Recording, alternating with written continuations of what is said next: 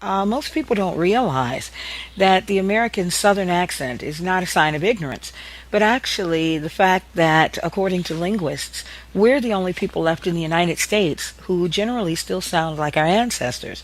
Because if you listen to native born Southern speakers, the average Southerner tends to sound more like this, what we call this Moonlight Magnolia's drawl, because if you speed up that Southern drawl, over time it rapidly becomes a British accent. Most people don't realize that people that came here from Europe were largely from the United Kingdom. So when they got here, this was more along the lines of their speaking tones. But that's the first and second generations coming off the boats, not their children. By the third and fourth generations, the kids don't quite sound like mum and dad anymore because they're starting to develop a slight elongation of the way they talk. What's today called the Virginia Tidewater accent. It's not a complete southern drawl because that's a port area.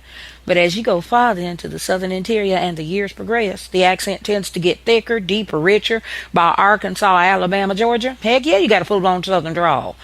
But people don't realize that in most cases in Louisiana, many of the native speakers don't sound like that. They tend to sound like this, I guarantee, especially around the bayous.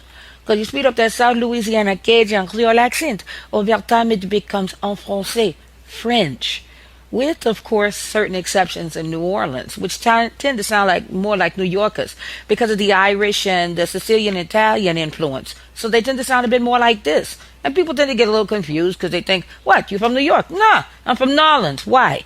So you have to realize that at the end of the day, Southern speakers, like I said, we're not ignorant as it's often been assumed, but we simply sound like the ancestors that came here so many years ago.